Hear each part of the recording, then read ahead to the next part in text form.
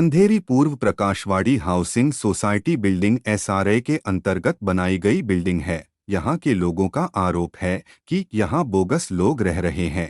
लोगों का कहना है कि जिनके घर नहीं थे उन्हें भी एसआरए के तहत घर मिला है। ऐसे स्थिति में आरपीआई नेता नवीन लादे लोगों की मदद के लिए आगे आए हैं। उन्होंने सोसाइटी के लोगों को आश्वासन दिया है कि वे उचित कार्रवाई करेंगे और लोगों को न्याय दिलाएंगे। पेश है हमारी खास रिपोर्ट। आने के लिए खूब खूब धन्यवाद। जय हिंद, जय भारत।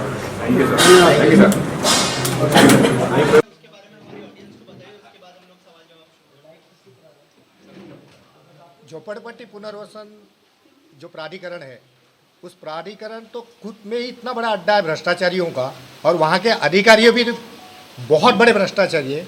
उसका एक जीवन जो उदाहरण है ये प्रकाशवाड़ी है। प्रकाशवाड़ी में बोगस फोटो पास पे 100 से ज़्यादा लोगों को पात्र किया गया, और पात्र होने के बाद जो रियल टेनेंट थे वो घर के बाहर हो गए, और जो बाहर से आए हुए लोग थे वो घर के अंदर घुस गए। इस तरह से भ्रष्टाचार ये जो किया हुआ है, ये वैशाली लंबाटे जो उप जिलाधिकारी है, जो पहले माले पे झोपड़पट्टी पुनर्वसन प्राधिकरण में बैठती है, वो 10 से 15 लाख रुपए का रेट लगा के पैसा लेती है और लोगों को पात्र करती है, वो भी बोगस फोटोपास बना के। इस बारे में हमने सतीश लोखंडे को कई बार बोले, कई बार लेटर दिए, हर प्राधिकरण में हर किसी को मिले, उसके बारे में हजारों कंप्लेंट की, लेकिन सुनवाई कुछ भी नहीं हुई। इसके बाद हमने जो है वो हमारे आमदार जो है संतोष बांगर जी, इन्होंने ये विधिमंडल में इस बारे में तारांकित मुद्दा ये अभी उठाया हुआ है, और उसके हम लोग राह देख रहे हैं कि क्या अभी न्याय मिलेगा या नहीं मिलेगा। तो ये मामले को लेके क्या पुलिस कंप्लेंट करने की कोशिश की आपने जो वैशाली जीएम के खिलाफ? और वैशाली लंबाटे के खिलाफ तो हमने पुलिस स्टेशन से लेके ईडी से लेके सीबीआई से लेके हर यंत्रणा में हमने सब कुछ डाला हुआ है। उनके बहुत सारे एविडेंस भी हमने जमा किए हुए हैं, जो कि हमने सीओ लोखंडे के पास ये हमने दिए भी है, लेकिन वो भी मुझे लगता है कि उनके ही ये भ्रष्टाचार का बहुत बड़ा मुखिया है सतीश लोखंडे जी, ये सीओ है वहाँ के, लेकिन ये भी उसमें मिले हुए हैं। सर, आपने कैसे कहा कि आपने एविडेंस है, क्या एविडेंस है? और जैसे एविडेंस है तो हमारे साथ कई लोग जो है अभी बताएंगे अपने अपने बारे में कि उन्होंने पैसे कैसे मांगे हुए हैं, किस बारे में मांगे हुए हैं, कैसे वो ये करती है। तो वैसे पब्लिक अपनी अपनी खुद की जो है वो बताते जाएंगे। जैसे साड़गांवकर जी हैं, वो अपना भी बता देंगे। अभी मेरा नाम है रघुनाथ दत्ताराम साड़गांवकर। एक्चुअल वैशाली लंबाते जो है, उन्होंने वहाँ पर एक दलाल को अपॉइंट किया हुआ है। तो दलाल का नाम है अजीत पवार। जो कोई आता है उनको पहले एंटरटेनमेंट करती है, वो पेपर्स देखती है, देखने का बहाना करती है, आप आइए इतने दिन में, और ये बाहर इनको खबर मिल जाती है कि भाई एक बकरा आ गया है, इसको हलाल करना है। तो वो हिसाब से वो बकरे को पास जाके पूछ करता है उसको, भाई आप हमारे पास आइए, आपको वहाँ पे नहीं कुछ काम होने वाला है, हम आपको काम करा के देंगे। ये ऐसे करके ये लोग ये सब बोलते हैं ना, साठ गांठ मिला के यही सब काम कर रहे हैं लोग।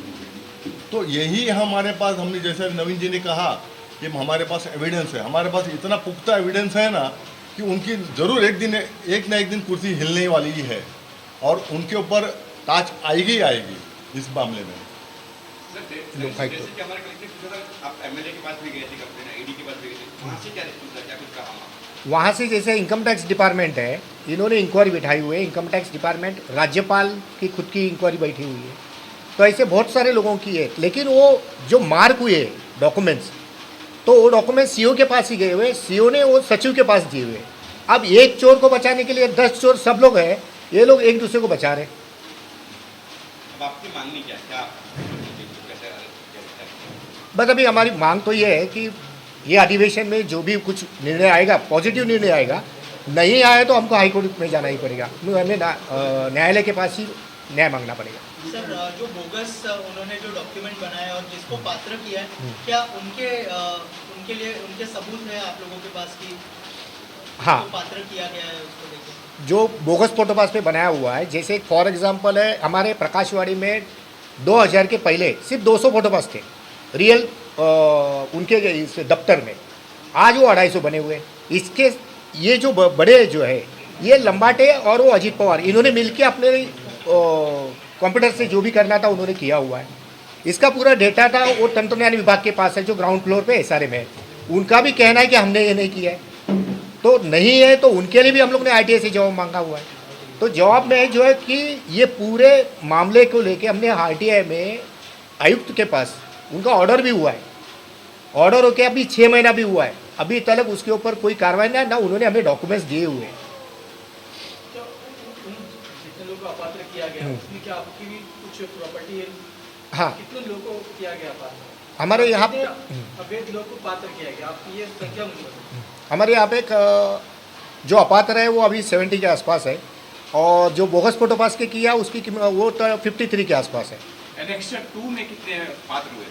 एनेक्सर 2 के ही, एनेक्सर 2 में जैसे मेरा नाम है तो मेरा नाम हटा के दूसरे का नाम चढ़ाया, उस मतलब उसके नाम पे बोगस फोटो पास बनाया, उसका नाम चढ़ाया। इस तरह से किए हुए यही लोग बैठे हुए हैं, एक एक अपना अपने बारे में बता देंगे। हाँ, मैंने आपको पहले बताया कि इन्होंने ये जो धांधली मचाई है उसी अगेंस्ट में माननीय लोक आयुक्त के पास 31 जुलाई को ये मेरी हेयरिंग है वहाँ पर।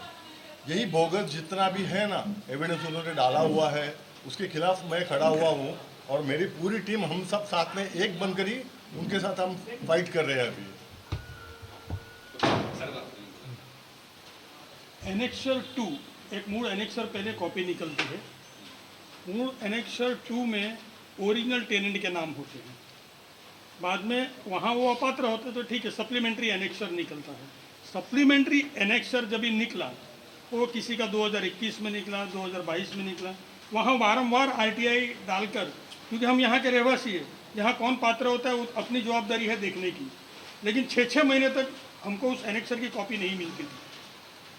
लास्ट में 3rd अपील में लोकायुक्त में जाकर ऑर्डर हुई, ऑर्डर होने के बाद भी 6-6 महीने नहीं मिली, लोगों को पता ही नहीं चला। तो इसमें इतना बड़ा सरप्राइज निकला कि लोग आश्चर्यचकित हो गए कि मैंने तो किसी को रूम बेचा ही नहीं, तो मेरे रूम पर दूसरे का नाम आ गया।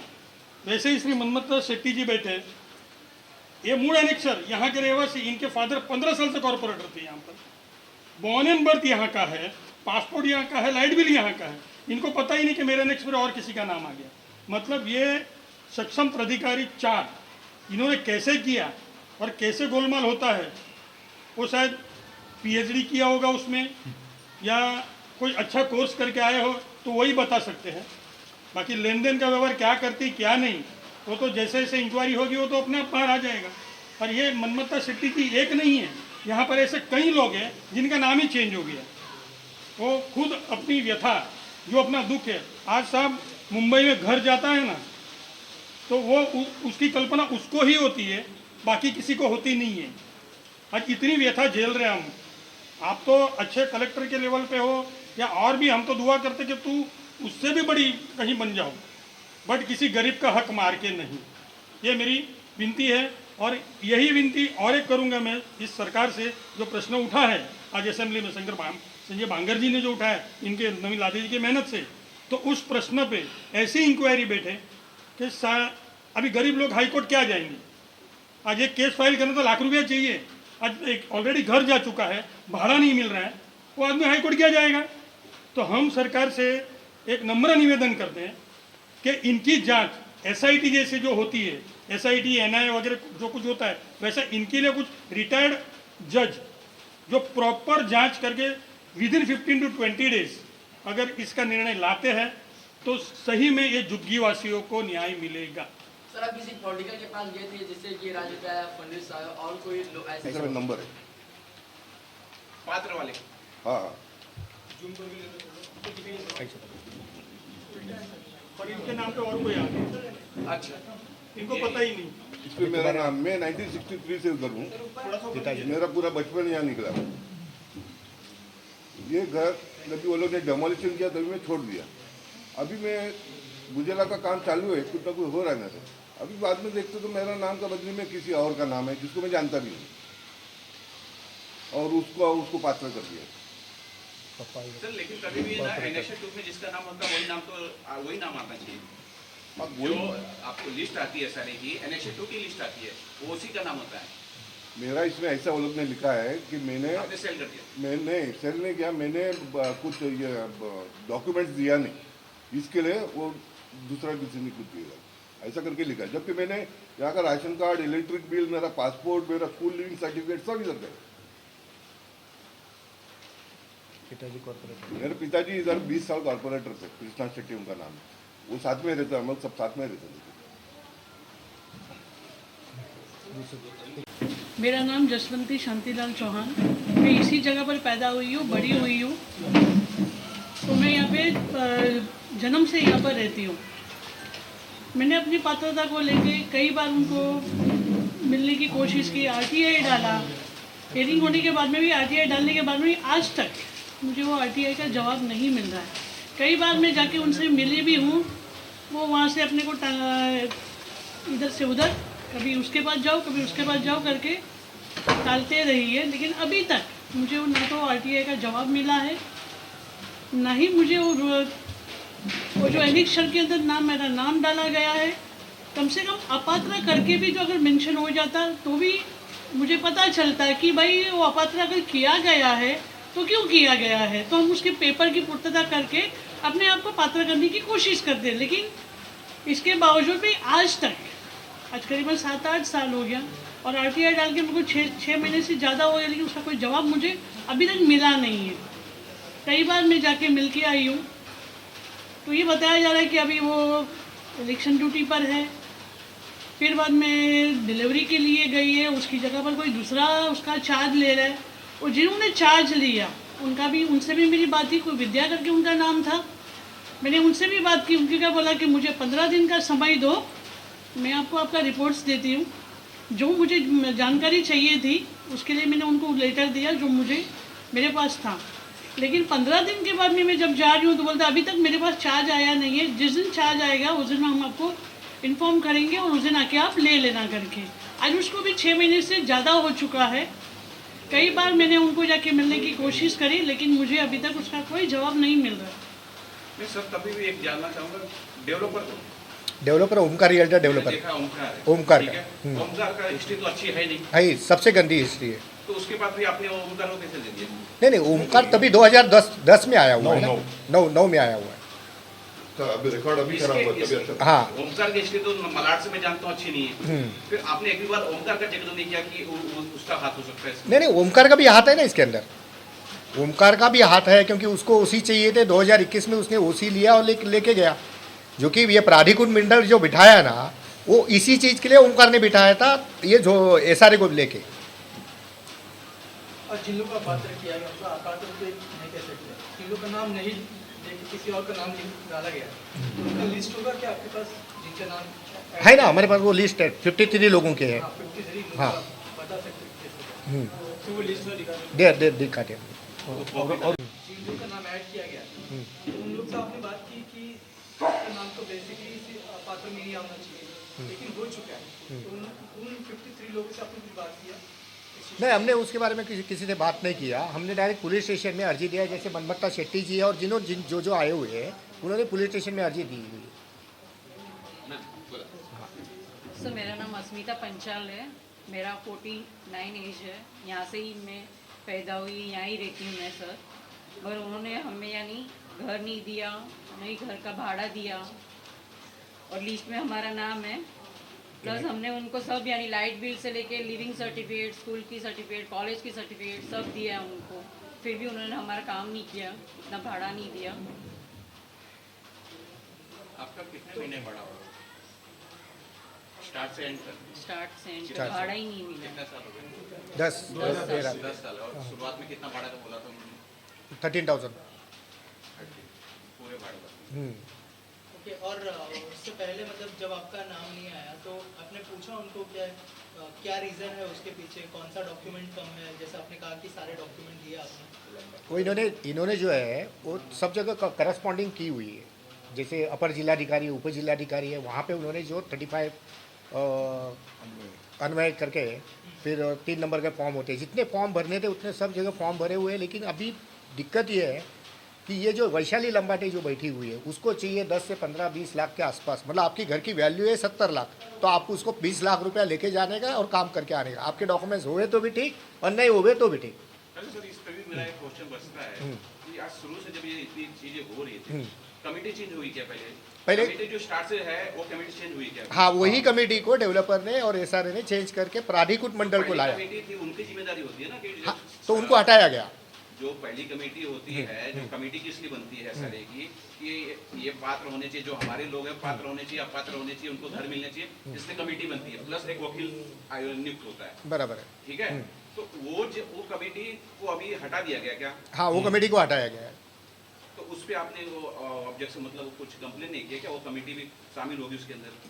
पहली जो कमेटी थी वो बिल्डर ने हटाई, उधर आया प्राधिकृत मंडल, फिर प्राधिकृत मंडल ने 2.5 साल में ये सब काम किए, इसके लिए हमने उनको हटा भी दिया। अब यहाँ पे प्राधिकृत अधिकारी है, एसआरए का प्राधिकृत अधिकारी यहाँ पे नियुक्त किया गया। हाँ, अभी फिलहाल हुआ है। तो अभी ये पूरा अंडर कंट्रोल एसआरए के हाथ में है। अभी कोई चेयरमैन सेक्रेटरी कोई नहीं। और एक बात थी, जैसे अभी प्राधिकृत मंडल आई तो लोगों के जो साइन पहले लिए गए थे ना, वही साइन को उन्होंने अटैच करके वहाँ पे एसआरए में सबमिशन किया, जिसमें मेरी भी साइन है, जबकि मैंने उनको साइन दिया नहीं है और मुझे पता नहीं है 3 जन कौन है करके। जैसी बात हुई है, घटना घटी है और हमने पुलिस स्टेशन में भी कंप्लेंट की है इस चीज की। उसके अंदर कुछ नहीं हुआ है। मराठी के बेटे 15 से 20 लाख रुपए जो मांगे हुए हैं, जो आप पे पीछे बैठे हुए हैं, उनका एक अपना अपना इसमें स्टेटमेंट में बता देंगे वो। सर, जो कई बिल्डर हैं जो कि जो है ऐसे फ्रॉड हो रहे हैं, लोगों के साथ आम जनता को लूटा जा रहा है, क्या लगता है जो ऐसे लोग जो ऐसे बिल्डर हैं जो आम जनता को लूट रहे हैं, उन पर कैसी कार्रवाई होनी चाहिए, किस तरह की कार्रवाई होनी चाहिए? पहली बात तो जो एनेक्सर 2 जो लाया हुआ है, वो एनेक्सर 2 लेना ही नहीं चाहिए। झोपड़े के बदले घर, ये नियोजन होना चाहिए, तो भ्रष्टाचार होएगा ही नहीं। जो क्योंकि हमारे पास डॉक्यूमेंट्स है नहीं है कुछ है, वो सब देखने के लिए, फिर उनको पात्र करने के लिए, फिर उसके लिए 2 लाख से लेके 15 लाख 20 लाख तक देने तक, फिर इनका अड्डा ही बन गया उसी वजह से। जो महाराष्ट्र शासन ने ये शासन निर्णय जो लाया हुआ है उसको ही क्लोज कर दो कि एनेक्सर बनाओ ही मत, झोपड़े के बदले फ्लैट, बस यहाँ पे वो भ्रष्टाचार का सब अड्डा ही बंद हो जाएगा। पांचाल है, मैं यहाँ ही रहता हूँ, यहाँ ही पैदा हुआ, यहाँ ही उम्र है। अभी ये मेरा भाई का फोटो पास है, अभी उनका एनेक्सर। मेरे भाई को 2013 में पात्र किया था, अभी लंबाटे मैडम ने अपात्र किया। वजह उनको हमने पूछा, माहिती अधिकारी काय की लापात्र किया, डॉक्यूमेंट क्या है? 2005 फोटो पास बोले तो झोपड़पट्टी विनोज है, ये तो तुम्हारा गवर्नमेंट ने दिया, इसमें तुम्हारा झोपड़ा था, इसके ऊपर ही घर मिलना मांगते, तो अभी तक घर नहीं मिला, ना भाड़ा मिला। तुमसे मांगने जा रहे तो पैसे मांग रहे, जब हमारा घर है, हमारा झोपड़ा है, हमारा डॉक्यूमेंट है, पेपर से काय कर देना। हमको पात्र करने का रीजन क्या है? अगर हमको पात्र किया तो ये फोटो पास क्यों दिया हमने? ये बोकस तो नहीं, आप चेक कर सकते किधर भी लेके जाके। बाकी लोग ने बोकस फोटो पास किया, हमको घर मिल गया, सब कुछ मिल गया। आज हम गरीब आदमी है, किधर भाग दौड़ नहीं कर सकते, इसके लिए हमको घर भी नहीं और भाड़ा भी नहीं और कुछ ही नहीं। जो पैसे की मांग किया जा रहा है, कितना मांगेंगे? 8 लाख दो, 10 लाख दो, जैसा आदमी वजन के ऊपर है। पर कौन क्या करता है, बोले तुम ऑफिस में काम पे दो 15 लाख रुपया दो, अरे मैं रिक्शा चलाता हूँ तो बोला 8 लाख रुपया दो, अरे 8,000 नहीं मिले, 8 लाख रुपया कहाँ से दो? जब गवर्नमेंट ने मेरे को घर दिया, फोटो पाई तो मेरा घर था ना, तो हमको हमारा झोपड़ा ही रहने दो, हमको बिल्डिंग नहीं मांगता है, हम हमारे झोपड़े में खुश है, यही चीज करना है। तो अब क्या इस मुद्दे को लेकर महाराष्ट्र सरकार को जो है अपने अभी महाराष्ट्र को हमारे सब लेटर वगैरह सब दे दिए, तो अभी आपके वजह से कुछ अगर होता है तो गरीब को घर मिल जाए तो बहुत अच्छा है। या एसआरए टीममध्ये ओमप्रकाश चुनीलाल बहल हे ॲनेक्शरमध्ये 398 या क्रमांकावर होते आणि मला या झोपडी पण एसआरए स्कीममधले जमिनीचे मालक त्यांचे मुलगा अमजद अहमद शेख आणि ओमप्रकाश चुनीलाल बहल यांनी सांगितलं की तुम्ही ही माझी झोपडी विकत घ्या आणि त्याच्याबद्दल तुम्हाला दुसरं घर मिळेल.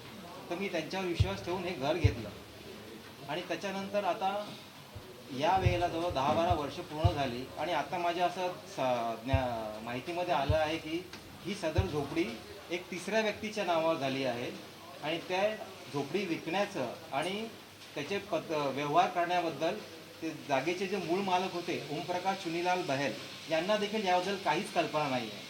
आता त्याबद्दल तुम्हाला असं दाखवू की माझं जे ॲनेक्शरमध्ये नाव होतं हे 398 क्रमांकावर त्यांचं नाव आहे ओमप्रकाश चुनीलाल बहल.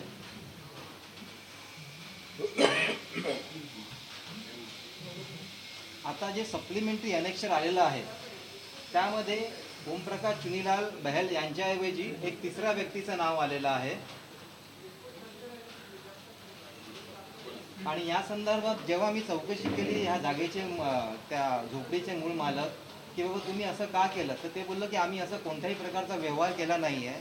आणि ज्यावेळेस अशा प्रकारचे व्यवहार होत असतात त्यावेळेस कोणाकडे एखादा जो काही अधिकारी असेल त्याचं संगनमत असल्याशिवाय हे गोष्टी होणं शक्य नाही आहे. तर तुम्हाला अजून या व्यतिरिक्त काय तुम्हाला विचारायचं असेल? पोलीस स्टेशनला किती वाजता? माझा मूळ जन्म प्रकाशवाडीचाच आहे. आमच्याकडे कसं जुना टेम्पल होतं, मंदिर होतं, अंबेमाताचं मंदिर होतं. ते म्हणजे 1950पासून होतं. तर ते आम्ही पात्र करण्यासाठी म्हणजे आमच्या न्यायालय नंबर 388 मध्ये माझं नाव आहे, म्हणजे अंबेमाता मंदिरचं नाव आहे. आम्ही ते पात्रासाठी लंबाटे मॅडम आणि कलेक्टरकडे दिलं होतं. तर भरपूर जाऊन विचारलं की बाय माझं ते टेम्पलचं काय झालं पात्राचं. तर मला सांगितलं मग आता करते सांगितलं. नंतर आम्ही आयडी टाकलं, 1 आयडी टाकलं, 2 आयडी टाकलं, पण काय उत्तर नाही दिलं. तर आम्ही सांगितलं तर टेम्पल आहे माताचं मंदिर आहे, ते पण खूप जुनं आहे, म्हणजे आमच्या जन्माचं पहिल्याचं मंदिर आहे. पण एवढं सांगून पण आमच्या आत्तापर्यंत काय काम झालं नाही. आम्ही किती वेळा विचारलं तिकडे आमचं काय झालं मंदिर, पण ते काही बोलायला काय तयार नाही. तर आता मंदिरचं पण आम्ही काय करायचं ते समजत नाही. तर पुढच्या प्रोसिजर आम्ही काय कुठे जायचं का आम्ही प्रत्येक ठिकाणी लेटर टाकलं, म्हणजे मंत्री उपमुख्यमंत्री नंतर म्हणजे भरपूर ठिकाणी आम्ही गेलो, पण आतापर्यंत आमचं काही उपायच नाही झालं. हो, मंदिरचा मुद्दा आहे. जसं याच्यामध्ये जे एनेक्सर 2 जे बनवलं त्या एनेक्सर 2मध्ये असणारी जी 2 मंदिरं या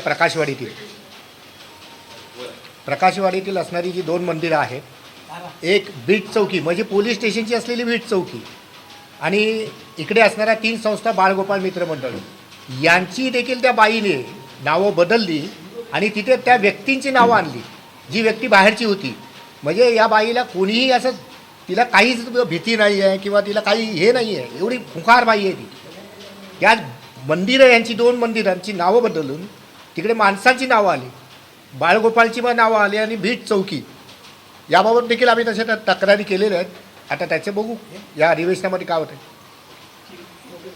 आठवले साहेबांकडे मी हा मुद्दा मांडला होता, त्यांच्याकडे रेग्युलर 2-3 वेळा मी मुद्दा तसा ठेवलेला आहे. पण त्यांनी देखील सीओनशी बोलले, सीओना वगैरे सांगितलेलं आहे. आता बघू, जसं आता आमचा एकच आहे मुद्दा की आत्ता कमीत कमी आम्हाला न्याय मिळावा म्हणून जर विधिमंडळाचा हा प्रश्न क्लिअर झाला तर खूप बरं होईल. पुढचं मग आम्हाला उच्च न्यायालयात जावं लागेल, दाद मागावी लागेल. मध्ये आंदोलन धरण्याचं चालू आहे, पण अखेरला एवढी करस्पॉन्डिंग एवढे एव्हिडन्स आहे, सगळ्या गोष्टी आहेत, तर उच्च न्यायालयात हे करेल. मेरा नाम आजम शेख है. मेरा एक्चुअली है मीठा नदी केस है, यहाँ का नहीं है, मीठा नदी का केस है. मेरा एक्चुअली 2017 में नवंबर 2017 में रूम कटिंग कर चुके हैं और घर मेरे को अभी तक नहीं मिला है, जबकि मेरे पास सब प्रूफ है. 95 का सब कुछ प्रूफ है, सर्वे वो पावती है, लाइट बिल है, सब कुछ है. लेकिन ये लंबाती मैडम जो है इनका बोलना है कि तू फ्रॉड है. अब मैं उनसे ये जानना चाहता हूँ कि भाई ये किस वजह से फ्रॉड है. मेरे पास अगर मेरे पास पेपर नहीं है तो आप मुझे बोलो फ्रॉड. मैं 2017 से घूम रहा हूँ. मैं अपील में गया, अपील में जाके वहाँ से मैं पास हुआ. पास होने के बाद अंधेरी 1 में जो डिप्टी कलेक्टर कोलेकर साहब है उनके पास भी मैं पास हो गया. उन्होंने बोला तुम्हारे नाम पे करके लो, क्योंकि मैं थर्ड पार्टी हूँ. थर्ड पार्टी माझं इकडचं नाही आहे, मिठी नदीचं आहे, मिठी नदी गणेशपाडा. तर इकडे 2017ला आमचे रूम तुटले, 2018ला आम्ही 40,000 भरले रिझर्व्ह बँकेमध्ये. ते पैसे पण भरून घेतले त्या लोकांनी आणि आम्हाला अजून पण यांना त्याची पात्रता भेटली नाही, एनएचआर भेटले ना, घर भेटले ना, भाडं. आणि ह्या टेन्शनमध्ये माझे मिस्टर टेन्शन घेऊन आजारी पडले आणि ह्या गेल्या म्हणजे 26ला वारले पण. तर आता मी ना भाडं भरू शकते ना, मुलांचा खर्च करू शकते, म्हणजे आम्ही जगायला कसं हे मला सरकारला विचारते, आम्ही जगायचं कसं. 2 मुलं शिकणारे आहेत, माझं कमवणारं कोणी नाही आहे. मी खेड्यामारोमध्ये थकले आता. तर मला म्हणजे एवढीच मी रिक्वेस्ट करते की मला घर मिळू द्या माझं. आम्ही जगायचं कसं, मुलांना शिकवायचं कसं, हा प्रश्न माझ्यासमोर उभा आहे. आणि मी सारख्या फेऱ्या मारते SRA मध्ये, माझं काम काय होत नाही आहे.